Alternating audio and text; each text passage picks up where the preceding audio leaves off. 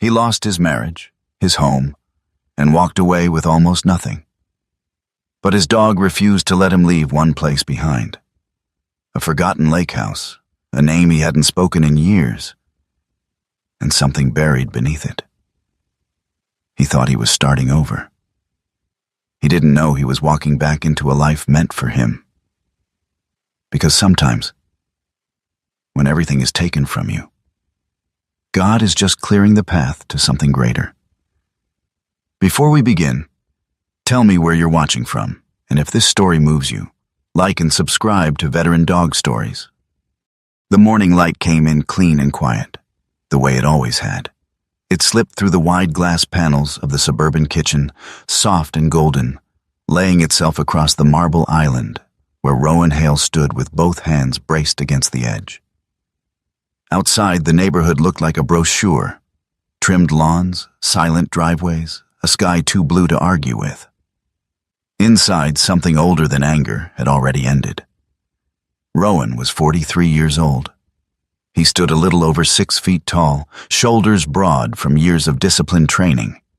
The kind of build that never quite left a man, even after the uniform was folded away. And his face was cut in hard lines. Strong jaw, faint scars that most people wouldn't notice unless they were looking for them. A short, dark military haircut framed eyes the color of storm-washed steel. Blue-gray, steady, and far away. Stubble shadowed his jaw, not careless, just unbothered. He wore the same thing he always wore now.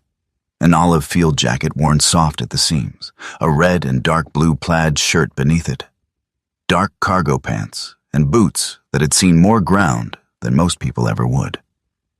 On his left wrist, a scratched military watch ticked with quiet persistence. Across from him stood Claire Hale. Claire was the kind of woman who never looked unfinished. Early 40s, tall and composed, her posture effortless and deliberate. Her coat, a long tailored piece in a pale beige, fell perfectly along her frame, untouched by the morning chill. Her hair, a soft shade between blonde and light brown, was styled neatly, and her skin carried that careful, polished calm of someone who understood how she was seen.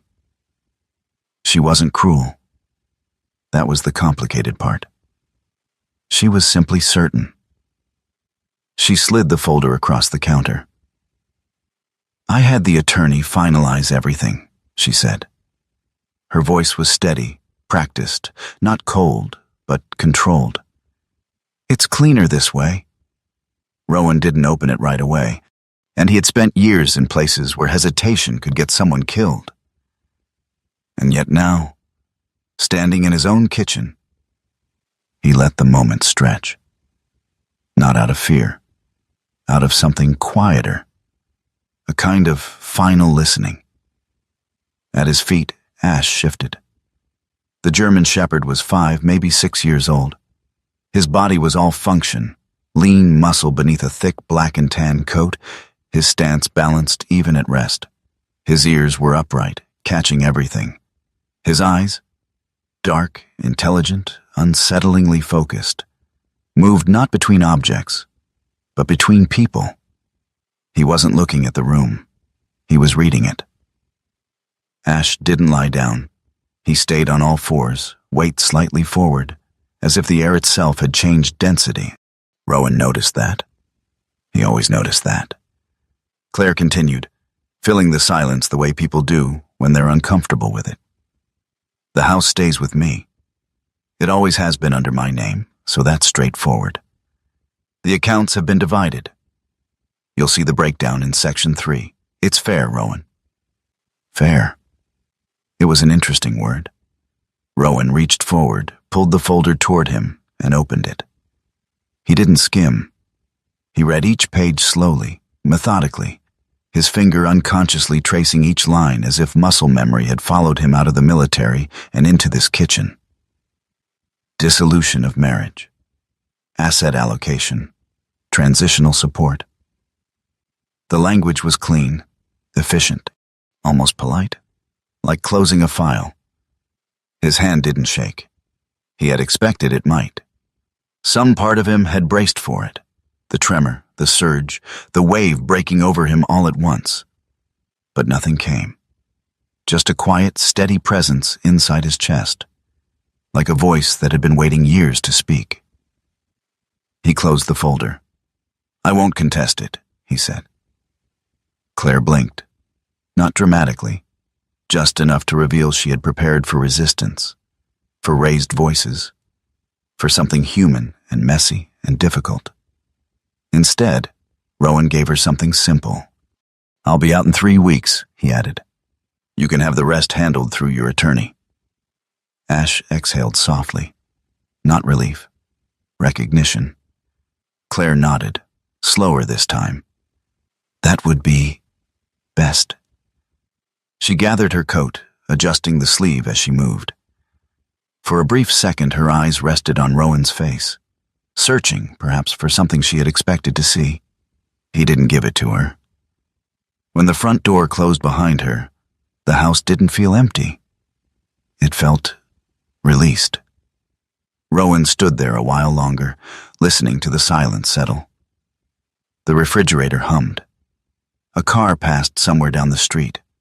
The morning continued, indifferent. Then he moved, and packing took less time than he thought it would. He didn't argue with objects.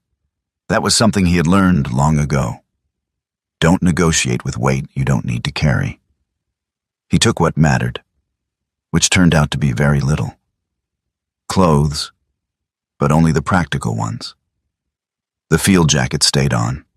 The boots stayed on. A small box of photographs, most of them from before Claire, before the house, before the life that now felt like it had belonged to someone else. His mother's picture sat on top. He hesitated there, just once, before placing it gently inside. Ash followed him from room to room, silent, attentive. At one point, Rowan found himself standing in the garage, staring at a set of tools he had barely used in years. He almost reached for them. He didn't. Back inside, he moved through the last of the drawers, papers, manuals, unopened mail. And then, a folded document, tucked beneath a stack of outdated warranties. Old paper, yellowed at the edges. Rowan almost ignored it. Almost. Ash didn't. The dog stepped forward, nose lowering, inhaling deeply. Then, with a small but deliberate motion, he placed his paw on the paper. Not scratching, not playing, holding. Rowan paused. "Yeah?" he muttered quietly. Ash didn't move. Rowan picked up the document. It was a property deed, not recent, not connected to anything in the house. His eyes scanned the heading. Eleanor Hale, Lake Property Transfer. The name hit first. Eleanor, his grandmother. The location followed, a rural address in northern Wisconsin, near a lake he hadn't seen in over a decade. A place spoken about rarely, almost dismissively, at family gatherings. Too far, too small, not worth anything. He remembered it differently. The smell of wood and water. The sound of wind through trees that never seemed to stop moving. Rowan turned the paper over, as if expecting more. There wasn't. He stood there, the document in his hand, the house around him fading into something temporary, already behind him. He walked toward the trash bin, opened the lid, paused. Ash moved closer. The dog didn't bark, didn't whine. He just looked up. And in that look, steady, unwavering, there was something Rowan had learned to trust long before he learned to trust people. Not urgency, certainty. Rowan exhaled slowly. "All right," he said under his breath, though he wasn't sure who he was answering. He lowered the paper, closed the trash lid, set the document on the counter instead. For the first time that morning, something shifted. Not in the room, but inside him. Not hope. Not yet. Just direction. Ash finally relaxed, lowering himself to the floor, though his eyes never left Rowan. Rowan picked up the keys to his truck. The old one. The one Claire never liked. He didn't look back at the house as he stepped outside. He didn't need to. Because for the first time since the morning began, he wasn't thinking about what he had lost. He was thinking about where the road might go. He didn't know why that piece of paper mattered, but he knew one thing with a certainty that felt older than logic. He wasn't throwing it away. Rowan drove north without checking the map twice. The truck was old, the kind that carried its history in the sound of its engine. Low, steady, a little rough around the edges. It suited him. There was no navigation voice telling him where to go, just a folded paper map on the passenger seat, weighed down by the lake property deed, and Ash beside it, watching the road as if it were something alive. The city disappeared slowly. First the buildings thinned, then the traffic loosened. Then the air itself seemed to change. Cooler, cleaner, carrying the scent of wet soil and thawing ground. And by the time Rowan crossed into the northern stretch of Wisconsin, the world had opened into long stretches of forest and quiet roads that curved like they had been shaped by memory, not design. Rowan didn't rush. He drove the way he used to move on patrol, aware, measured, leaving space for the unexpected. Ash shifted once, adjusting his weight, then settled again. His posture was different now. Not tense like before. Not relaxed either. Alert, but not anxious. As if he recognized this kind of place, Rowan noticed. "You've been here before?" he muttered, one hand on the wheel.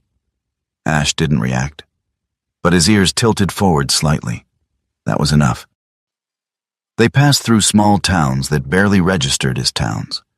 One gas station, one diner, a row of houses that looked like they had been there longer than anyone currently living in them. Rowan stopped once, just long enough to fill the tank and buy coffee that tasted like it had been brewed since dawn. The woman behind the counter didn't ask questions.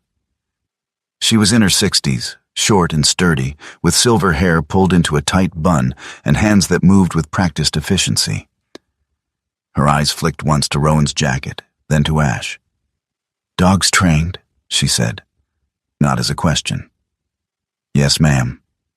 She nodded, as if that explained everything. Maybe it did. Rowan took the coffee, paid in cash, and left without another word. Back on the road, the silence returned. It wasn't empty.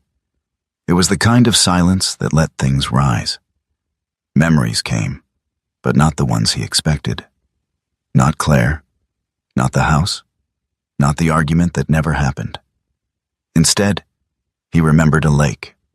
Not clearly, just fragments. A dock that creaked under his weight when he was a kid. A hand on his shoulder, large, steady, guiding him without forcing. The smell of wood smoke and something sweet he couldn't name back then. His grandmother's voice. Not what she said, just the sound of it. Rowan tightened his grip on the wheel slightly. He hadn't thought about her in years, not because he didn't care, because somewhere along the way, he had learned not to go back to places that couldn't follow him forward. The road curved again, deeper into the trees. Ash lifted his head. Not suddenly, not sharply, just enough to change the air in the truck. Rowan glanced at him. "What is it?"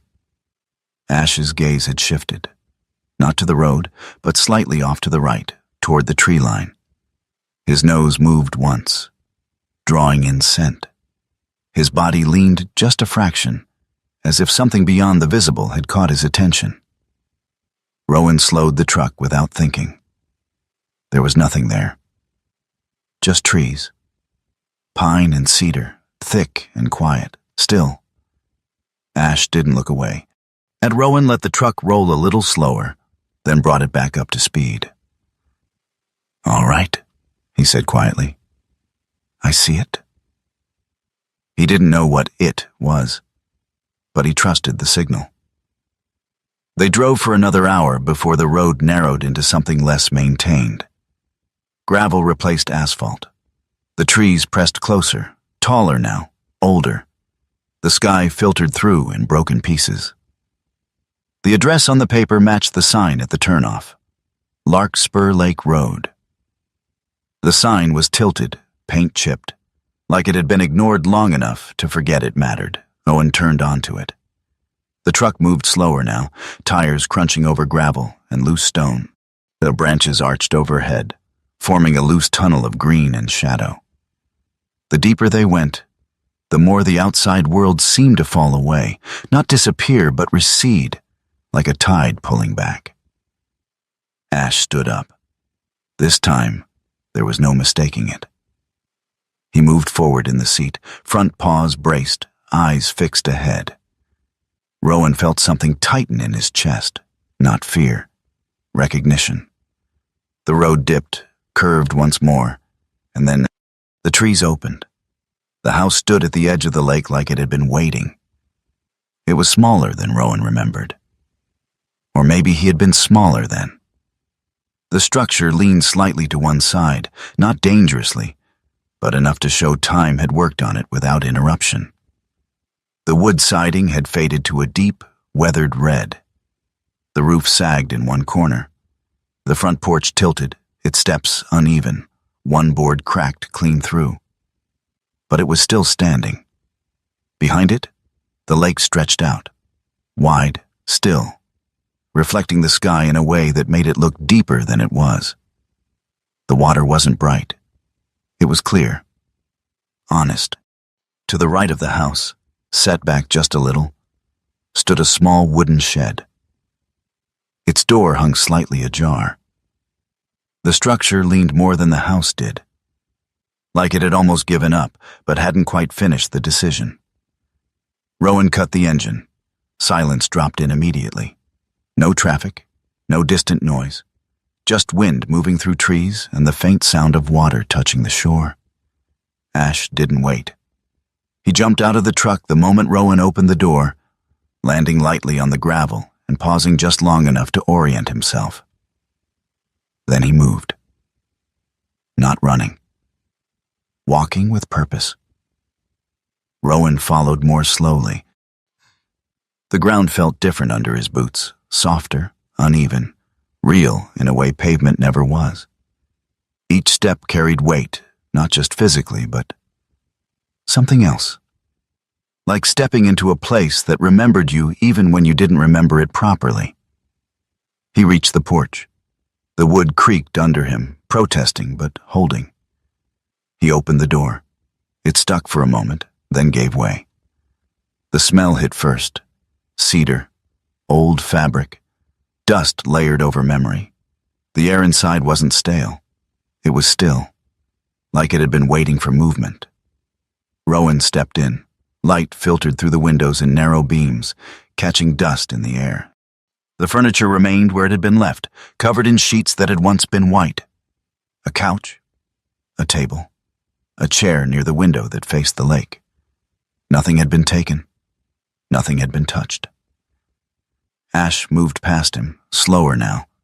He circled once in the center of the room, nose low, reading everything. Then he stopped. Not at the door, not at the windows, at the far wall, the fireplace. Rowan watched him. Ash stepped closer, each movement controlled. He lowered his head, inhaled deeply, then took one step back. And then, a low, quiet growl. Not aggressive, not defensive. Warning. Rowan felt it immediately. That old instinct. The one that didn't come from thinking. He moved toward Ash, stopping just short of the fireplace. Nothing looked wrong. Stone intact, mantle undisturbed, ashes long cold. But the air felt different here, denser. Rowan crouched slightly, eyes narrowing, scanning not just what he could see, but what didn't fit. Ash didn't move. His body was still, but ready. Rowan reached out slowly, placing his hand against the stone. Cold. Solid. Normal. And yet, he pulled his hand back. Not tonight, he said quietly. Ash looked at him. The growl faded, but the tension didn't. Rowan straightened, the house creaked softly around them, settling into their presence. He exhaled slowly. Yeah, he added under his breath. I feel it too. Ash wasn't reacting to something that was there. He was reacting to something that didn't belong. Rowan didn't explore further. Not because he wasn't curious, because he understood something most people didn't. You don't push into unknown ground when you don't understand the terrain yet. He backed away from the fireplace. Ash followed, though he glanced back once, just long enough to mark the place. Rowan moved to the couch, pulled the sheet off, and sat down. The fabric underneath was worn, but intact. The house wasn't ruined. It had just been paused. He leaned forward, elbows on his knees, staring at the floor. For a long moment, he didn't think about the past, and he didn't think about Claire. He didn't think about what came next. He just sat there. Ash lowered himself beside him, close enough that their shoulders almost touched. Outside, the light shifted toward evening. The lake reflected it without comment. Rowan let out a breath he hadn't realized he'd been holding since the morning. I don't know what I'm doing here, he said quietly. Ash didn't answer. He didn't need to, because for the first time in a long time, Rowan didn't feel like he was standing in the wrong place. Morning arrived quietly, as if it understood the house needed time. The light came through the tall windows in long, pale beams, settling across the wooden floorboards like it had done for decades before Rowan ever stepped back inside.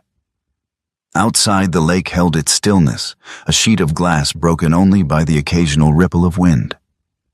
Rowan was already awake. He hadn't slept deeply, but he hadn't fought the night either. That was something. He sat at the edge of the couch, boots on, elbows resting on his knees, staring at nothing in particular. The house felt different in daylight, less like a place frozen in time, and more like something waiting to be understood. Ash moved first. The German Shepherd rose from where he had been lying near the door, stretching his front legs forward, muscles shifting beneath his coat. His ears were up again, scanning, listening, not tense, but alert in a way that suggested he was adjusting, recalibrating. Rowan watched him. You're still thinking about it, he said quietly. Ash didn't respond, but his gaze drifted briefly toward the deeper part of the house before returning to Rowan. Not forgotten, just filed away. Rowan stood. The air was cold enough to bite lightly at his skin, and when he stepped outside, the scent hit him again. Wet wood, thawing soil, something faintly metallic beneath it. The kind of smell that didn't belong to cities. He stepped off the porch carefully, testing each board without looking down. Old habit. Trust the structure, but verify. The yard stretched out in front of him, uneven and overgrown. Grass had pushed through gravel. A rusted wheelbarrow leaned against a tree like it had been set down and never picked up again. And then, a sound. An engine. Rowan turned. A truck rolled slowly into view from the road, older than his but better maintained, the kind that had been repaired more times than replaced. It came to a stop a few yards away, dust settling behind it. The door opened. A woman stepped out. Mara Bellamy hadn't changed as much as time should have allowed.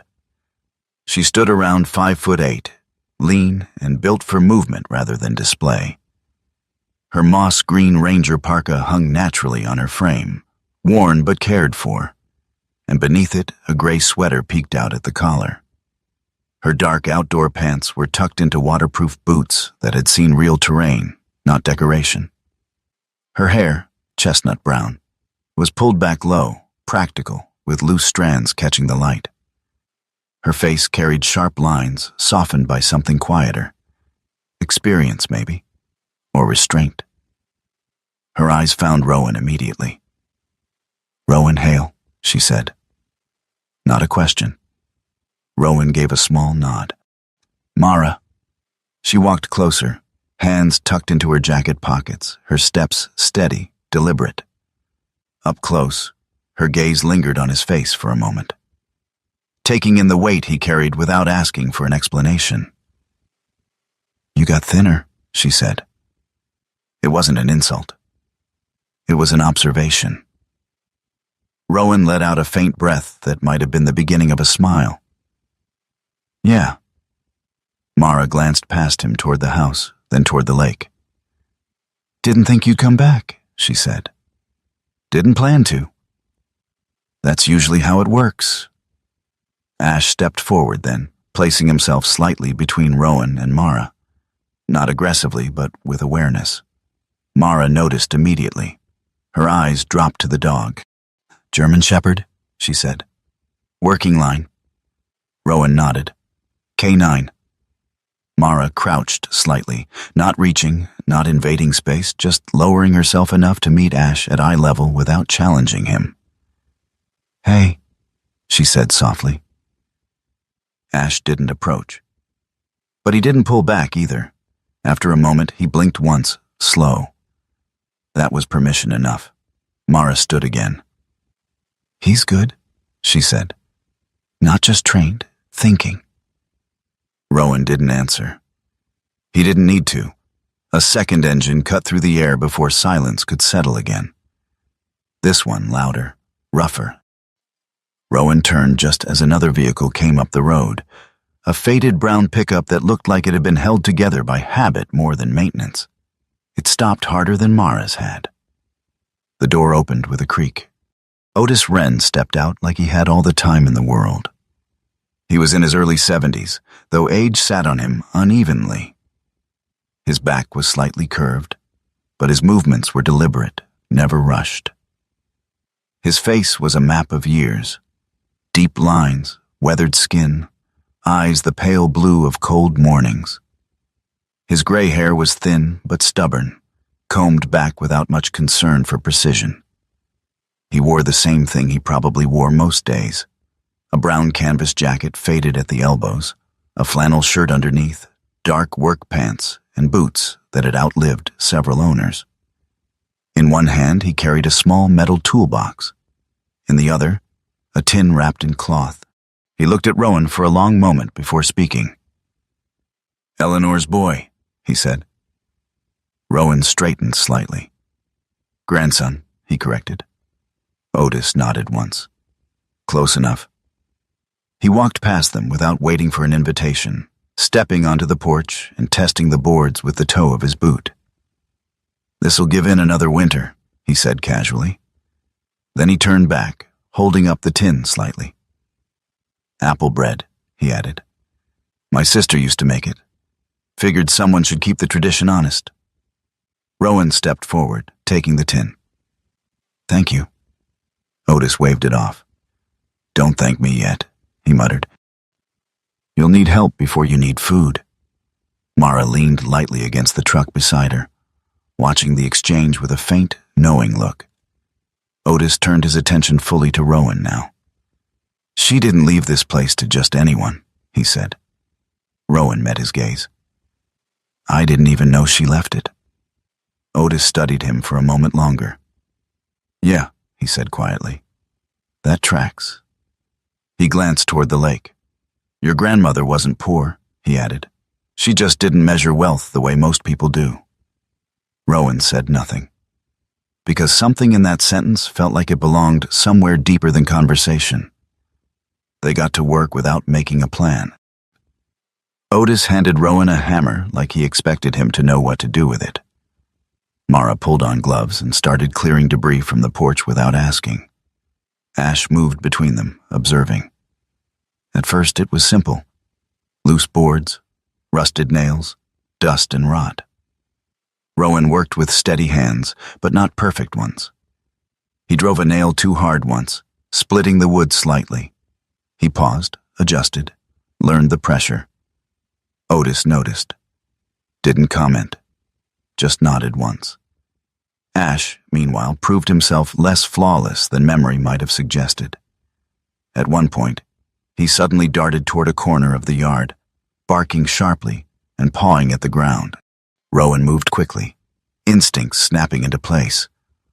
only to find a nest of mice scattering in panic. Ash froze, then stepped back, ears flicking once as if recalibrating. Mara laughed under her breath. "Even the best miss sometimes," she said. Later, Ash growled low at the base of a tree. Rowan approached again. A raccoon scrambled up the trunk and disappeared into the branches above. Rowan exhaled. "Yeah," he muttered. "We're all a little off today." Ash looked at him, not defensive, just present. Hours passed without being counted. The porch began to look less like it would collapse under a strong opinion. The front windows cleared, letting more light into the house. And the place didn't transform, but it shifted. From abandoned to occupied. Then, Ash stopped moving. It happened so quietly Rowan didn't notice at first, but Mara did. "Rowan," she said softly. He turned. Ash stood at the edge of the yard, facing the shed, not barking, not moving, just there, still. Rowan walked toward him slowly. "Hey," he said. Ash didn't react. Otis came up behind them, hands in his pockets.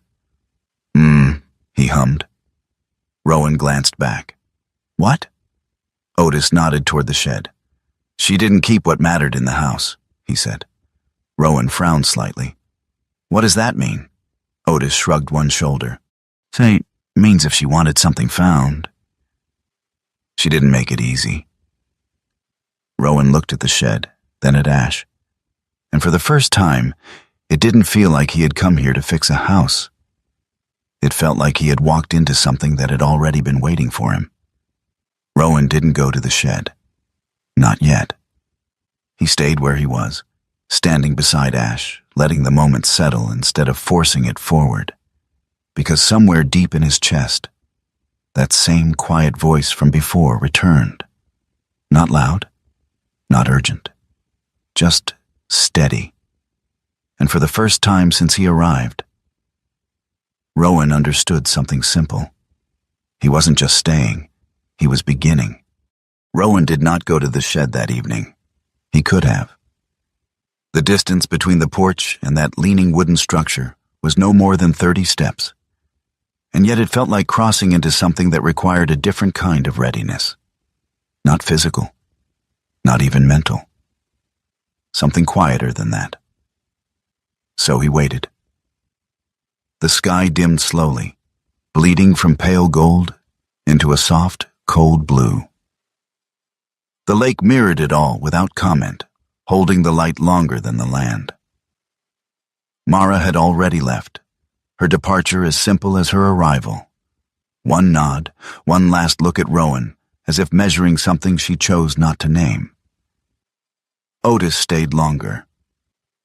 He didn't talk much after that moment in the yard. He helped stack the last of the tools, adjusted a loose board on the porch without being asked, then leaned his weight against one of the posts and watched the lake. "She used to sit out here," he said after a while. "Right there." He pointed toward a worn chair near the edge of the porch. "Same time every night? Didn't matter the season." Rowan followed his gaze. "What for?" Otis shrugged slightly. "Listening, I guess." "To what?" Otis didn't answer right away. "Depends who you ask," he said finally. "Some would say the water. Others would say her own thoughts." He pushed himself upright, brushing dust from his hands. "And you don't rush into places that have been waiting," he added, glancing toward the shed. "They'll still be there in the morning." Then he left.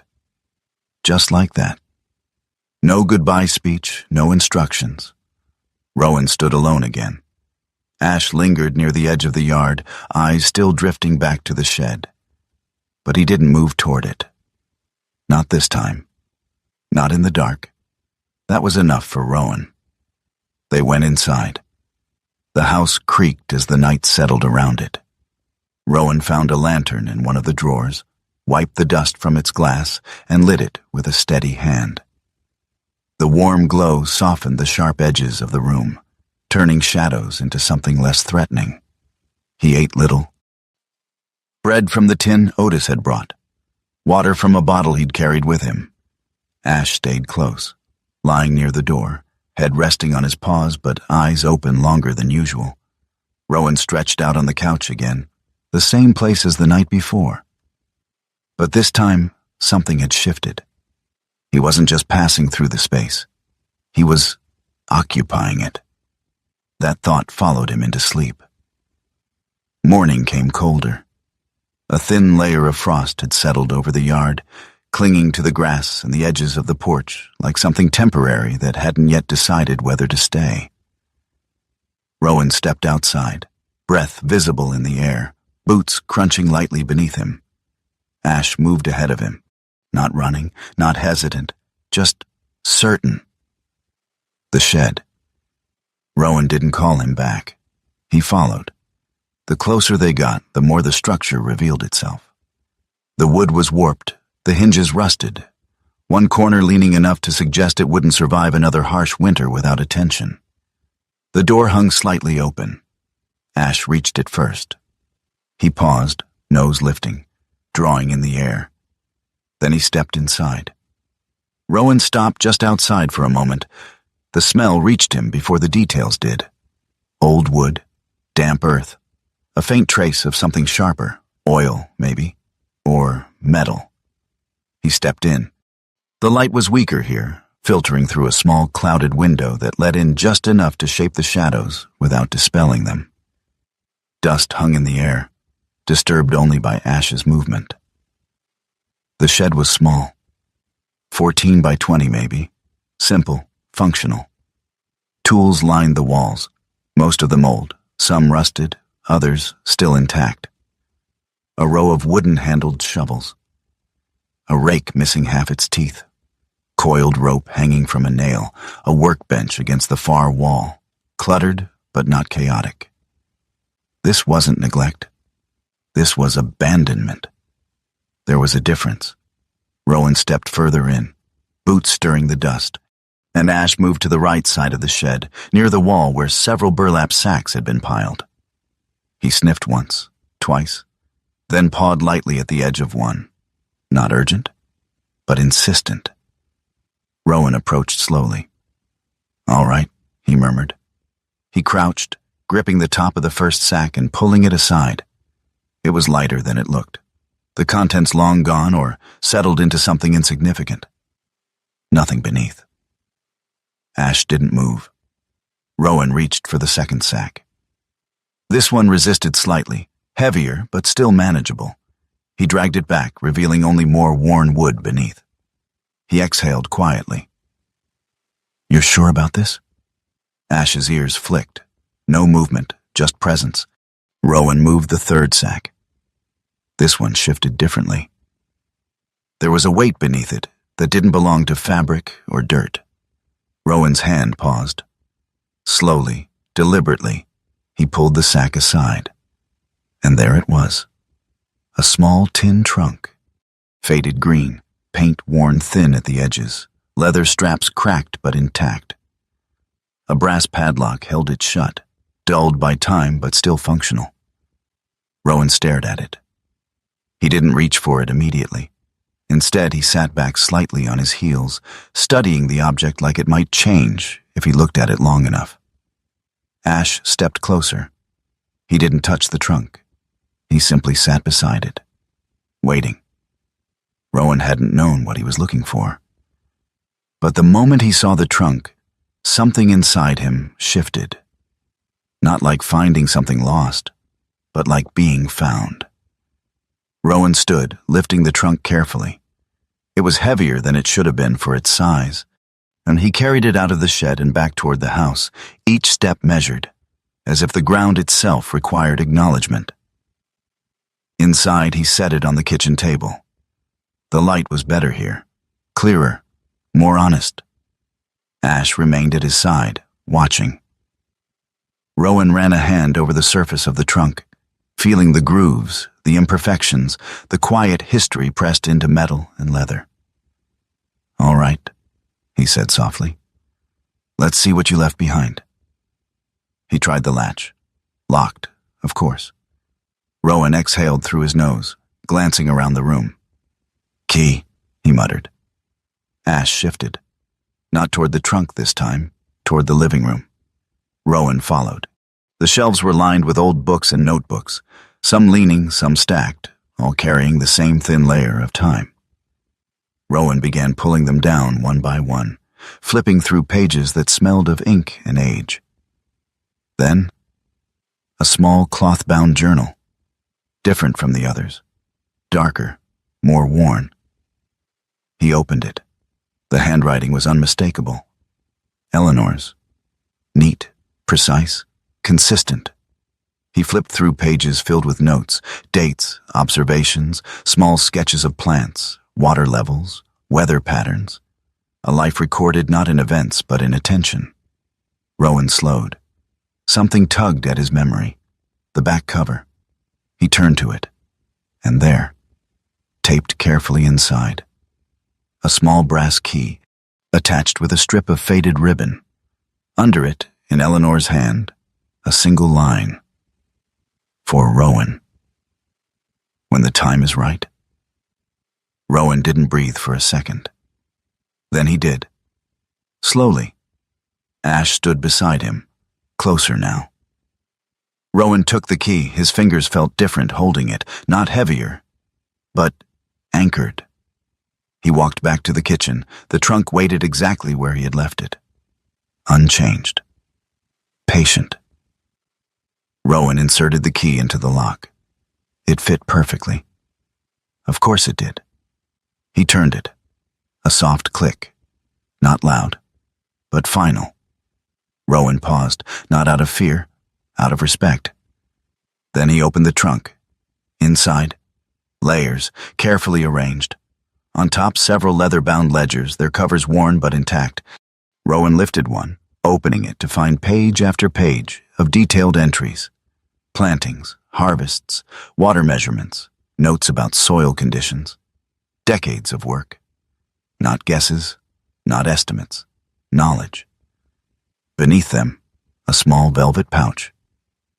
Rowan opened it. Gold. 12 coins. Old, heavy, real. He turned one in his hand, watching the light catch its surface. A woman's profile. An eagle. Not wealth. Not exactly. Something else. Under the pouch. An envelope. Sealed. His name written across it. Rowan Hale. In the same careful script. He opened it slowly. The paper inside was thinner. The ink slightly faded. But the words were clear. Rowan, I do not know when you will read this, but I know that one day you will need a place that does not ask you to be anything other than what you are. Rowan swallowed. His eyes moved across the page. This house is not for hiding. It is for beginning again. He stopped reading for a moment. His hand tightened slightly on the paper.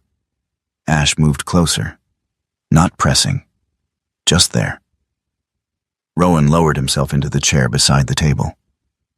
He read the letter once, then again, and somewhere between the second and third time, the weight he had been carrying shifted, not gone, but no longer crushing. He placed the letter down carefully, his head lowered, resting against his hand, and for the first time in years, he didn't feel like something had been taken from him. He felt like something had been left. Ash lay down beside him, close enough that Rowan could feel the warmth through his sleeve. No movement, no noise, just presence. And in that quiet, Rowan understood something simple. He hadn't come here to disappear. He had come here to start. The first thing Rowan learned was that starting over had a price. Not the kind measured in coins alone, but in choices. He stood in the small office of a coin dealer 2 towns over, the kind of place that looked like it had existed quietly for decades without ever needing to announce itself. The windows were clean but not polished. The shelves held trays of old currency, watches, and small objects that had outlived the people who once valued them. Behind the counter stood a man named Harold Finch. Harold was in his late 50s, with a narrow face and sharp features that gave him a permanently calculating look, and his hair, once dark, had gone thin and gray at the temples, combed carefully as if precision could compensate for time. He wore a vest over a pale shirt, sleeves rolled just enough to suggest work without ever appearing messy. His eyes were quick, too quick to be careless. He turned one of the gold coins under a small lamp, examining it with a jeweler's loupe. "Liberty Head," he said, voice neutral. "Late 1800s. Good condition." Rowan stood across from him, arms relaxed at his sides, saying nothing. Harold glanced up briefly. "You've got a few of these?" "Enough." Harold gave a small, knowing nod. If most people who walk in with a few don't understand what they're holding. Rowan met his gaze. "I'm not most people." That hung there for a moment. Harold set the coin down gently. "I can offer you 11,000 for 3, he said. Rowan didn't respond immediately. He had expected more. Not by much, but enough to feel the difference. "Market's been unstable," Harold added, already anticipating resistance. "Condition isn't perfect. I'm taking a risk." Rowan knew that tone. He'd heard it before in different forms, in different places. Men explaining why something was worth less than it was. He looked at the coins again, then back at Harold. "All right," he said. No argument, and no negotiation. Harold blinked once, just enough to show he hadn't expected that either.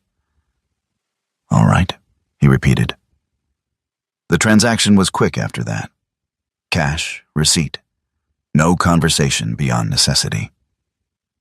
Rowan walked out with less money than he had imagined and more clarity than he had before. Back at the lake house, the numbers didn't stretch as far as they needed to. The roof needed work. Not immediately catastrophic, but close enough. The beams had softened in one corner, and the shingles were loose enough that another winter would push them past recovery. The garden, or what used to be one, was another problem entirely.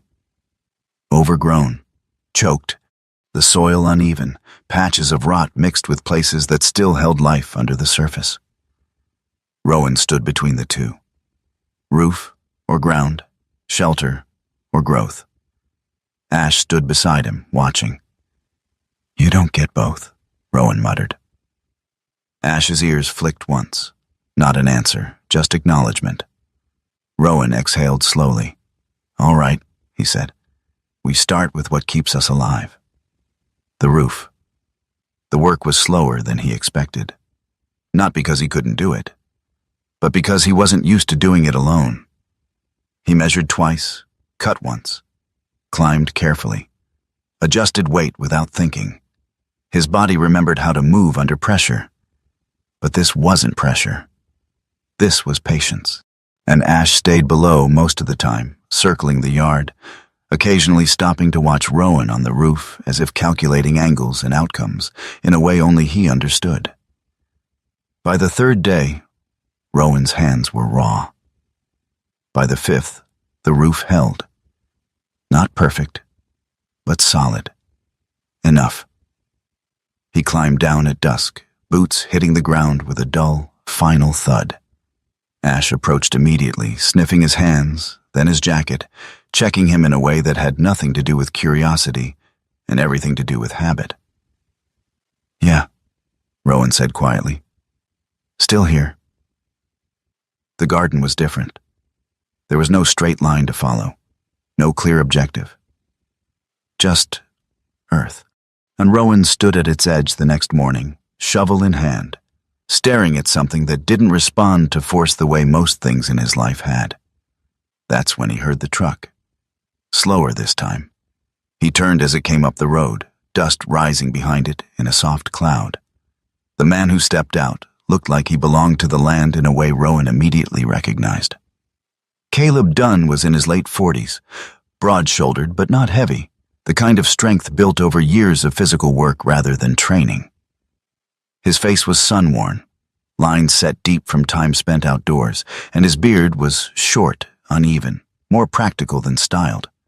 His eyes were a warm brown, steady and patient. He wore a brown work jacket stained in places no amount of washing could remove, a faded shirt beneath, dark work pants, and boots that carried dirt as naturally as skin. He took in the yard with a single glance. Then Rowan. "You're doing it wrong," Caleb said. Not harsh, not mocking. Just stating a fact. Rowan didn't take offense. "Good to know," he replied. "You gonna tell me how to do it right?" Caleb walked closer, boots sinking slightly into the softer patches of ground. He crouched, pressing his hand into the soil. "Too much water here," he said, nodding toward a darker patch. "You're drowning it." Rowan frowned slightly. "I thought it needed more." Caleb shook his head. "Plants don't need more," he said. "They need balance." He stood, brushing dirt from his hands. "Your grandmother understood that." Rowan looked at him. "You knew her?" Caleb gave a small nod. "She helped my mother once, long time ago. Didn't charge a thing. I just told her to bring something back when she could."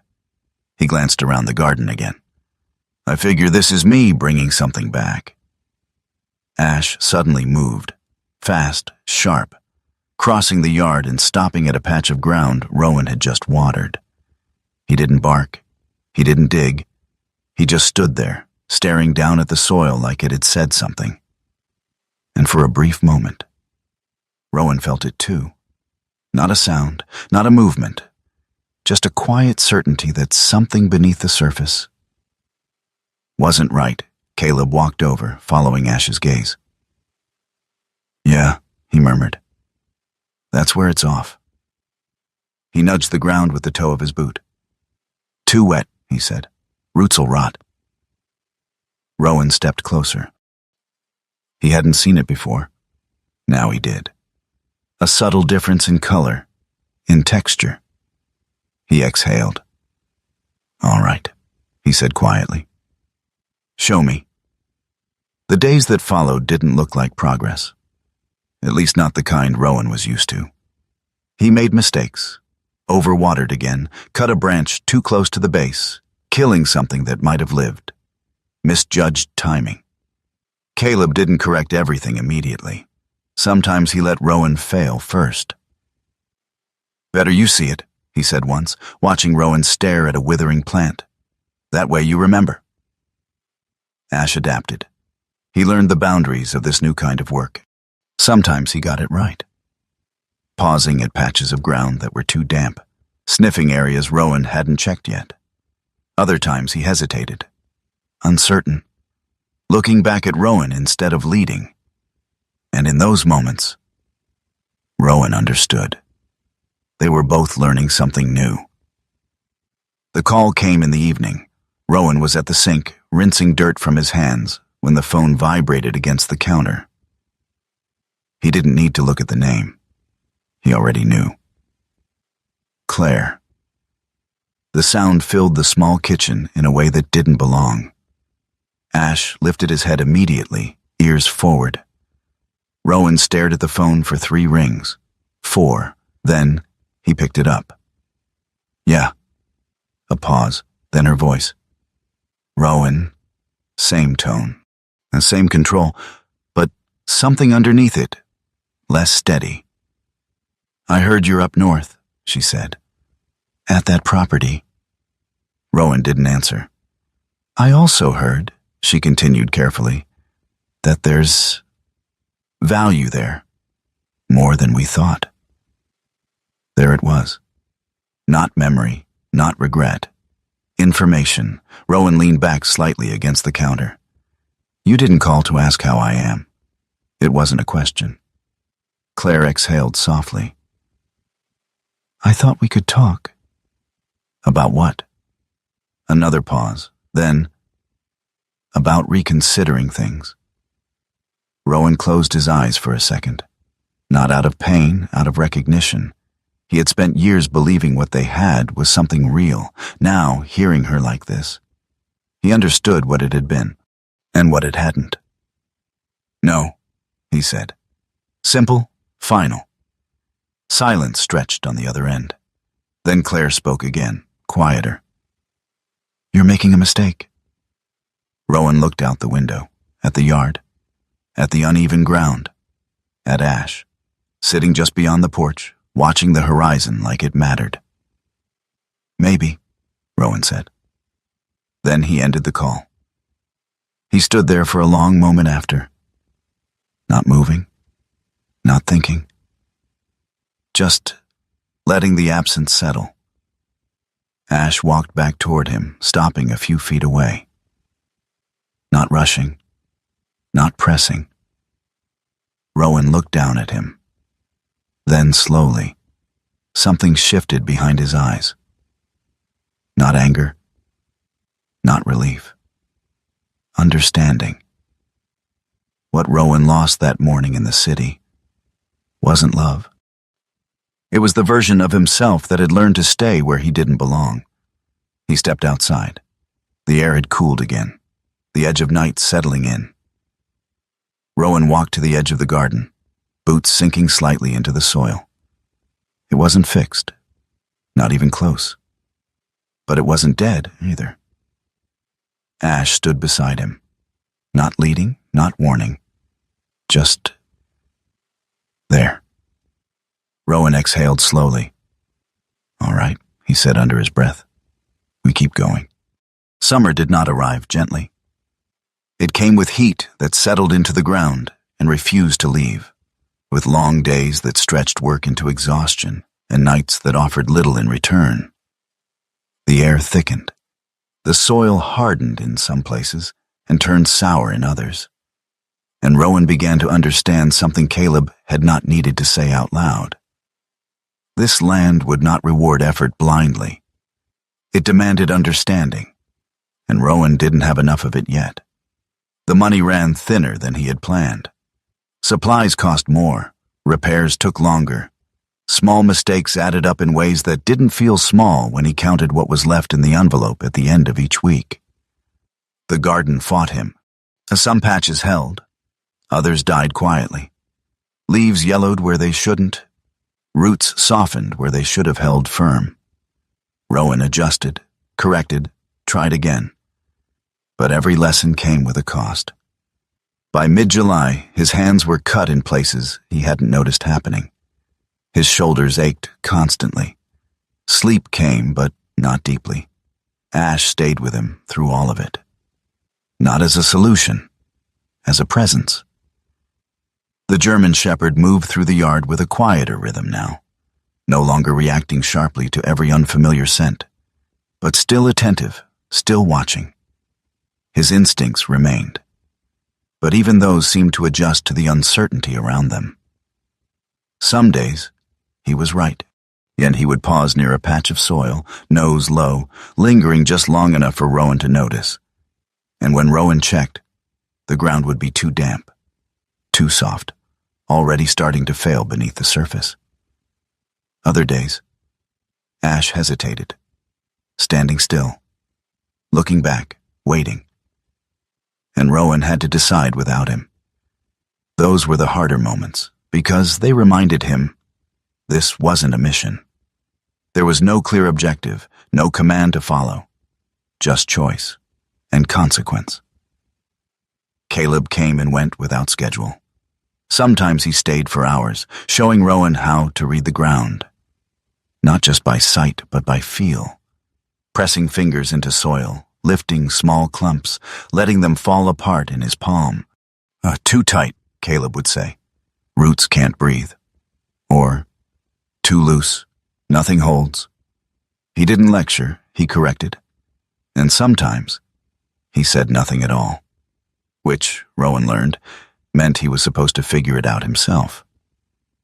One afternoon, after Rowan had overwatered a section again, Caleb stood beside him, arms crossed loosely. "You're trying to force it," he said. Rowan wiped sweat from his brow, jaw tightening slightly. "I'm trying to keep it alive." Caleb nodded. "Yeah," he said, "and that's the problem." Rowan looked at him. Caleb crouched, pressing his hand into the damp soil. "You don't keep it alive," he said quietly. "You give it a chance to live." He stood again, brushing dirt from his palms. Big difference. Then he walked back toward his truck, leaving Rowan alone with something that felt less like instruction and more like a question. By late July, the weight began to settle in deeper. Not physical. Something heavier. Rowan stood in the yard one evening, looking over what he had managed to restore, and what he hadn't. The patches of green were there, but so were the empty spaces, the dead sections, the uneven ground that refused to cooperate no matter how carefully he worked it. The house stood behind him, stronger than before, but still incomplete. The money was nearly gone, and the land was only half awake. And Rowan was tired in a way that had nothing to do with sleep. That night, he packed. Not quickly, not in panic. The same way he had packed before. Deliberate, minimal. He folded his clothes, placed them into the worn duffel he had carried through deployments, and back again. He checked the envelope of money, counted it once. Then again. Ash watched from the doorway, silent, still. Rowan moved through the house, collecting what he had brought and leaving what belonged to the place. The letter stayed. The journal stayed. The trunk remained where it was. When he stepped onto the porch, the air felt cooler than it had all day. The lake reflected the last of the light, holding on to something Rowan couldn't name. He walked down the steps. Ash followed. The truck waited where it always had. Rowan opened the driver's door, set the duffel inside, paused, then turned back. Ash stood a few feet away, not blocking, not moving, just watching. Rowan held his gaze. Seconds passed, then more. Ash didn't step forward, didn't bark, didn't signal. He simply stayed there, eyes steady, unblinking, present. And in that silence, Rowan felt something he hadn't expected. Not resistance, not pressure, something else. Time, as if the moment itself was asking him to sit inside it a little longer before deciding what it meant. Rowan exhaled slowly. His hand rested on the edge of the truck door. Then he closed it. The sound was quiet, final in a way that didn't need force. He picked up the duffel, walked back toward the house, and Ash turned and moved ahead of him without hesitation. Ash hadn't stopped him, hadn't tried to control the moment. He had simply stayed and let Rowan decide who he was going to be. The next morning, Rowan didn't feel stronger. He didn't feel renewed. He felt the same. But something underneath it had shifted. Not confidence, commitment, and that was enough. It was Mara who brought the story. She arrived mid-morning, her truck pulling in with the same steady presence as before. This time, she didn't get out right away. She sat for a moment, watching Rowan work from a distance. When she stepped out, she walked slower, thoughtful. "There's a woman in town," she said after greeting him. "Name's Ruth Callahan." Rowan looked up from the soil. "Okay." Mara folded her arms lightly. "She heard your name," she continued. "Your grandmother's name." Rowan straightened slightly. "And?" Mara studied him for a moment before answering. "She said Eleanor saved her farm." That landed differently. Rowan didn't speak. Mara continued. "Years ago, drought hit harder than expected, soil cracked, crops failed. Everyone around her started selling off land, cutting losses. She shifted her weight. Eleanor didn't?" Rowan's brow tightened slightly. "What did she do?" Mara gave a faint smile. "She showed Ruth where to dig." They drove into town together, and the place was small. Quieter than it had been when Rowan passed through before. The buildings stood close together, paint faded in places, signs worn but still readable. Ruth Callahan's property sat just beyond the edge of town. A modest farmhouse, older but maintained with care. The land around it stretched wider than Rowan expected. Green where his wasn't. Stable where his felt uncertain. Ruth met them outside. She was in her late 60s, tall but slightly stooped, her gray hair pulled back into a loose braid that rested over one shoulder. Her skin carried the marks of years spent outdoors, weathered but not worn down. Her eyes were sharp, observant, the kind that missed very little. She looked at Rowan for a long moment before speaking. "You're Eleanor's," she said. Not a question. Rowan nodded. "Yes, ma'am." Ruth stepped closer, studying his face as if searching for something familiar. "She used to say one of you would come back," she said quietly. "Didn't know which one?" Rowan felt something shift in his chest. "What did she do?" he asked. Ruth smiled faintly. "She listened," she said. "More than most." She turned, gesturing toward the far edge of her land. "Come on," she added. "I'll show you." They walked across the field, the ground firm beneath their feet. Ruth stopped near a patch that didn't look different at first glance, but Ash noticed, and he stepped forward, nose low, circling once before stopping at a single point. He inhaled deeply, then sat. Ruth nodded. "Yeah," she said softly. "Right there." Rowan frowned slightly. "What is it?" "Water," Ruth replied. "Underground. Runs shallow through this part of the land. Eleanor found it when no one else could." Rowan crouched, pressing his hand into the soil. It felt different. Cooler. Damp. But not soaked. Balanced. He looked at Ash. The dog held his position, steady, certain. Rowan exhaled slowly. They returned to the house later that afternoon. Rowan stood at the edge of his own garden again, seeing it differently now. Not as failure, not as unfinished, as something still in motion. Ash moved beside him, quieter now, but more aligned. Rowan looked out over the uneven ground, then down at his hands, then back at the land. Rowan didn't stay because he was strong. He stayed because for the first time in a long time, something here needed him. And he knew how to answer that. 3 summers passed without announcement. They didn't arrive all at once, nor did they transform the land overnight. Change came in layers, quiet, patient, almost reluctant to be noticed at first. The roof no longer sagged. The porch held steady under weight. The windows stayed clean, not because Rowan forced them to be, but because he had learned to maintain rather than repair. The house no longer felt paused. It felt lived in. Rowan stood on the porch in the early morning light, hands resting loosely on the railing, watching the lake shift from gray to blue.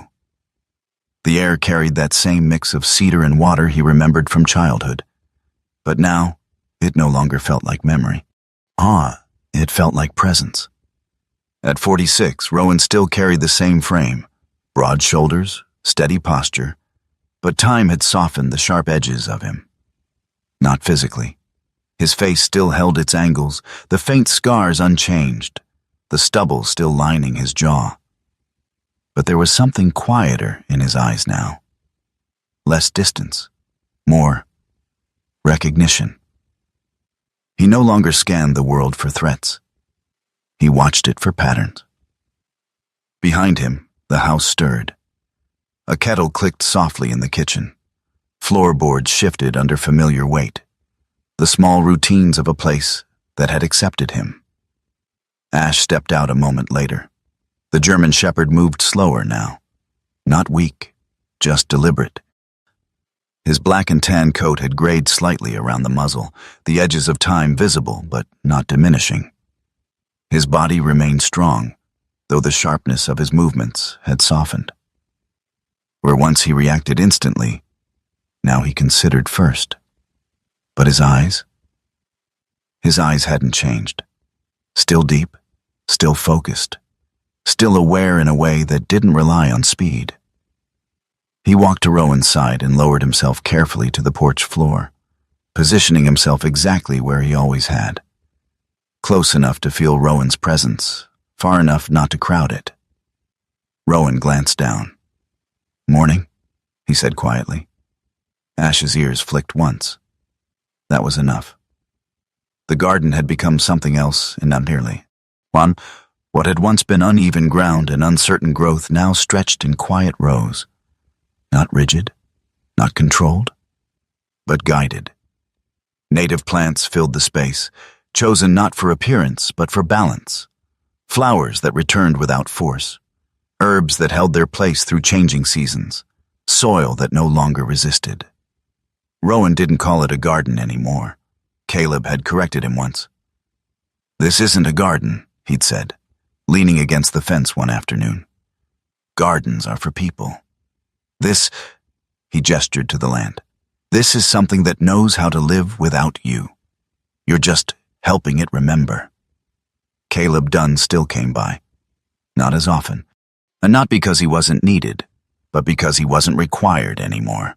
He arrived one afternoon in early fall, his truck pulling in slower than before, dust rising gently behind him.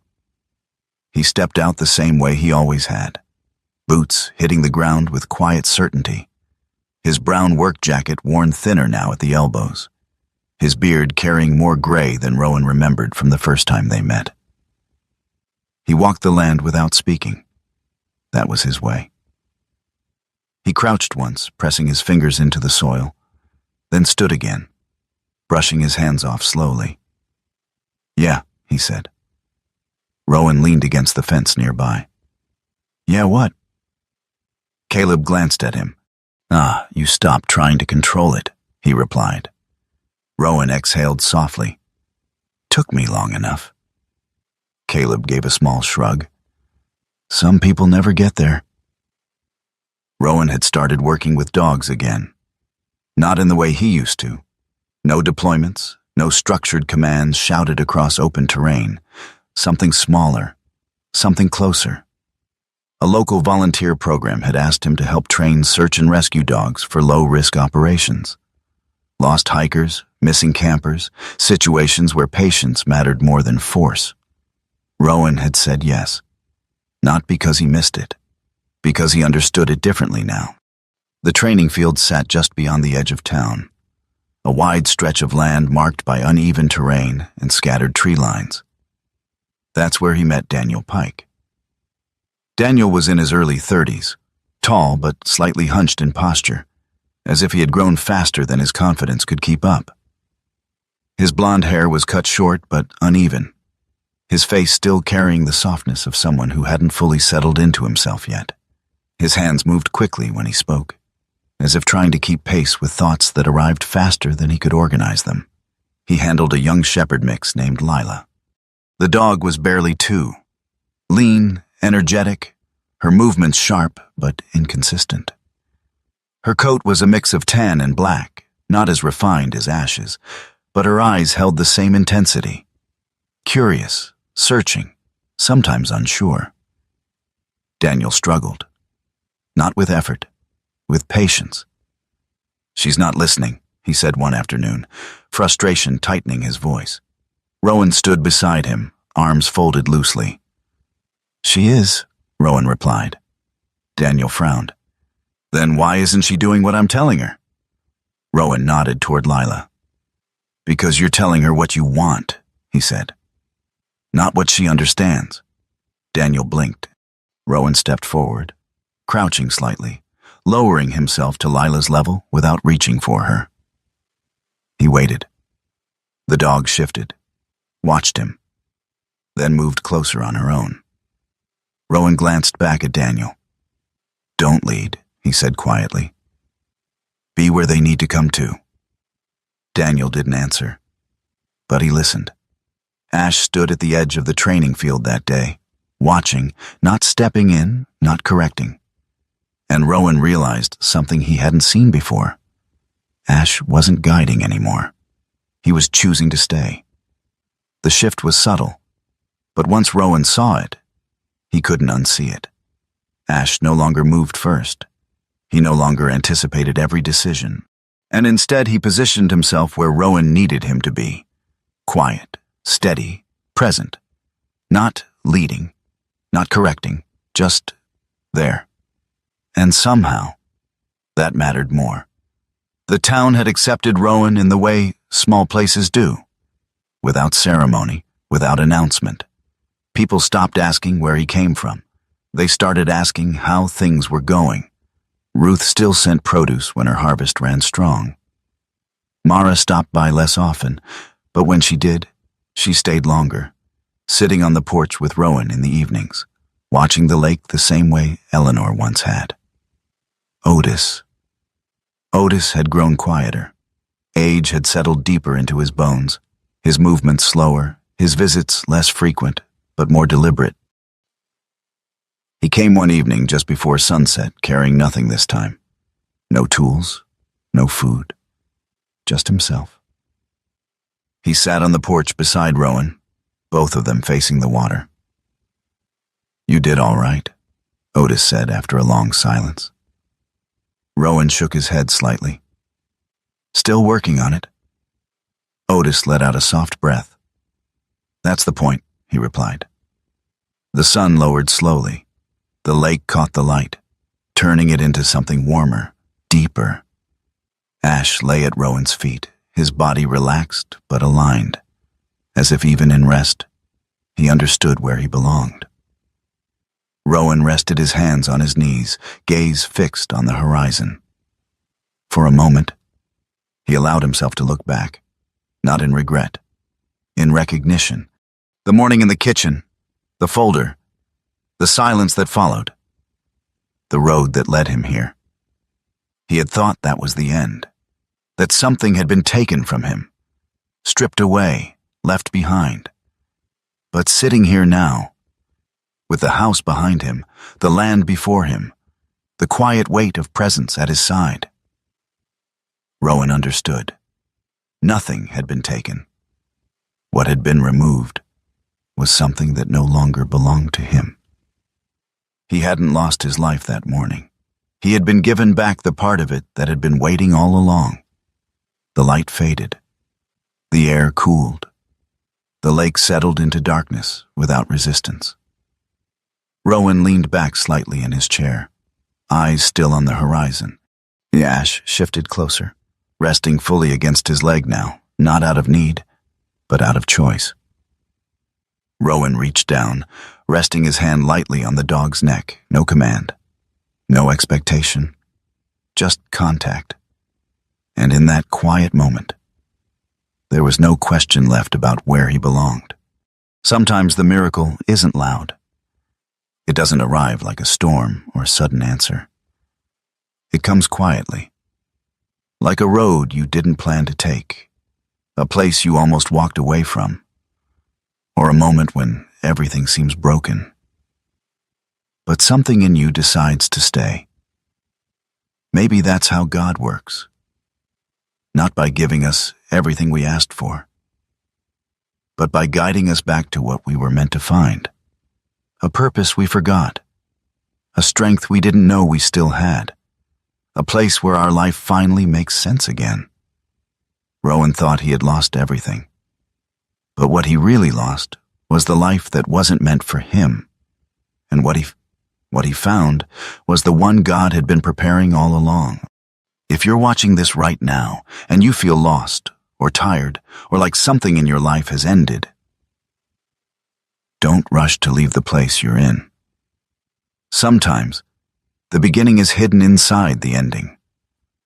Sometimes, the answer is already around you, waiting for you to notice it. And sometimes, the miracle is simply this. You are still here, and your story is not finished. If this story touched you, share it with someone who needs it. Tell me in the comments where you're watching from and what part of your life you're still fighting through. And if you believe stories like this matter, subscribe to the channel so we can keep telling them together. May God watch over you, guide your steps, and give you peace in the places you need it most.